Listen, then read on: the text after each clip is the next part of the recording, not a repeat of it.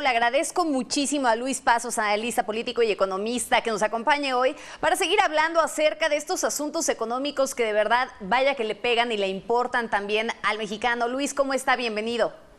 Hola Magda, mucho gusto en saludarte. ¿Qué tal? Con el Te gusto que nos agradezco la acompañe hoy, por invitación. favor, vamos entrando en el análisis.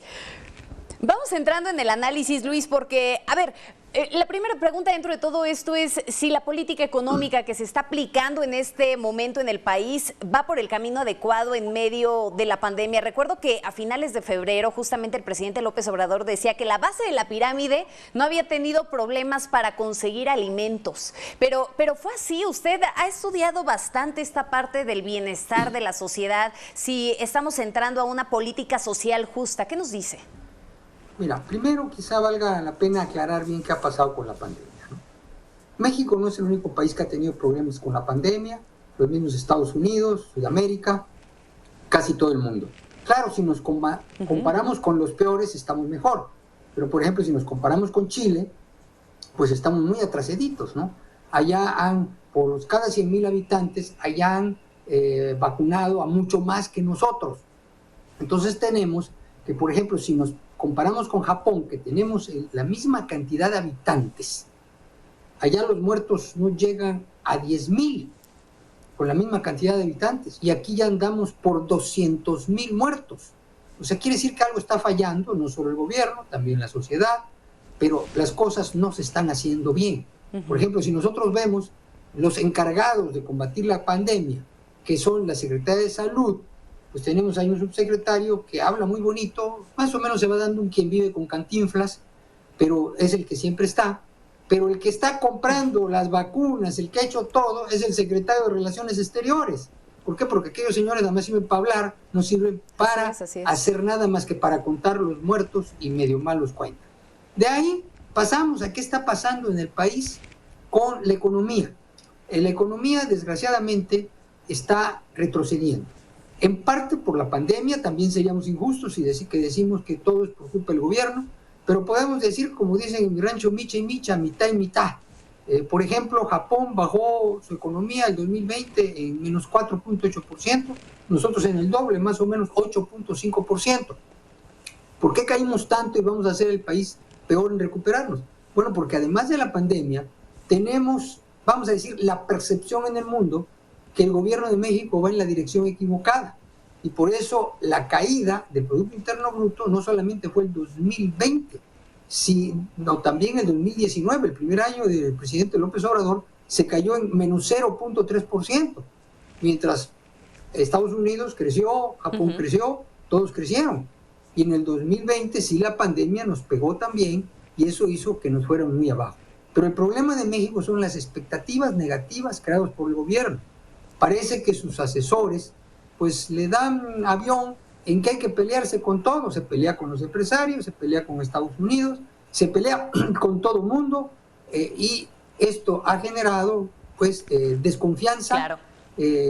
Ya vimos la ley eléctrica, que es una ley que nos lleva a los años 70 del año pasado, que va no tan solo contra la Constitución, sino también con el TEMEX, el nuevo tratado de Estados Unidos. Entonces ya hay quejas de los agricultores de Estados Unidos, ya hay quejas de las compañías americanas. Entonces estamos remando contracorriente. El mismo Coneval habla de que han aumentado en 40% los extremadamente pobres en México. O sea, han aumentado los más pobres, hay menos inversión, hay más desempleo, en parte por la pandemia y en parte por unas expectativas negativas que ha creado el actual gobierno. Entonces vamos, desgraciadamente, por el camino equivocado.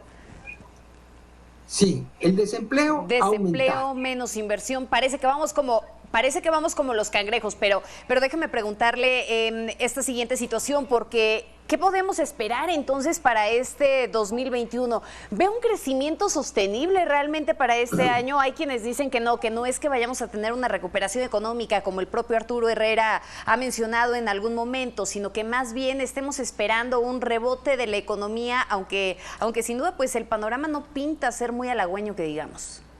Sí, mira, efectivamente la palabra que tú usaste es lo correcto, hablar de rebote, no de crecimiento.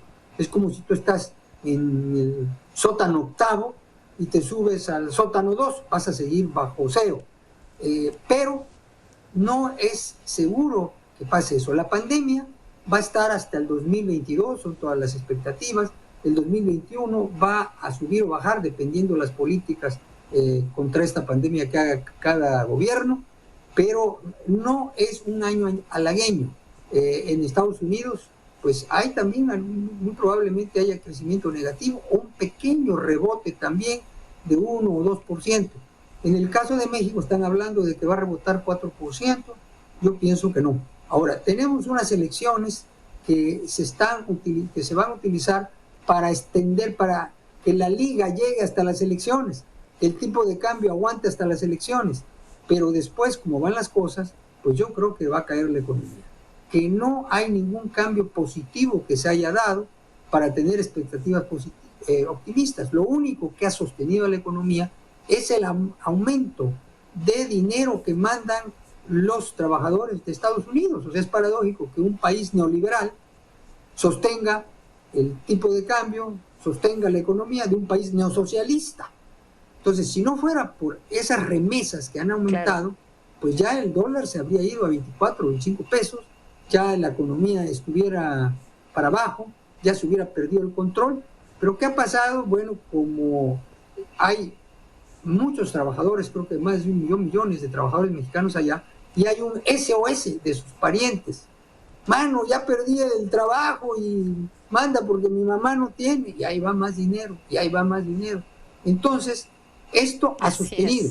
Pero tenemos, por ejemplo, que Pemex cada día se importa más, estamos importando casi el 70% de los productos petroleros. Ya tenemos una balanza comercial negativa. CFE va de mal en peor. Y claro, el director es muy listo y está vendiéndole al presidente la idea de que tienen la culpa las energías limpias. O sea, somos el único país del mundo que va como el cangrejo. En lugar de tener un mayor porcentaje de energías limpias, las está echando a un lado.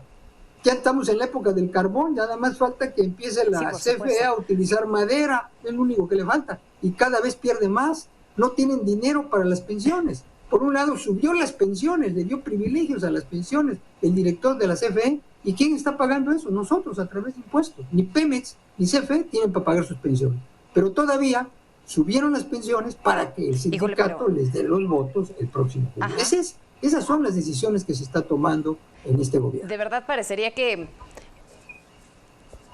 de pronto que a veces no nos damos cuenta de todas estas señales que sin duda no son muy positivas, que podrían pintar bastante sombrío el panorama y qué duro es que sigamos dependiendo mucho de lo que se haga en el exterior para poder tener esa recuperación y lo entrecomillo, esa recuperación económica. Muchísimas gracias, Luis, por esta entrevista. Por favor, mantengámonos al habla. Con mucho gusto, Magda. Un saludo a ti y a todos los que hacen favor de escucharnos y de vernos. Hasta luego. Un abrazo muy fuerte para usted, Luis Pasos, analista político y también economista.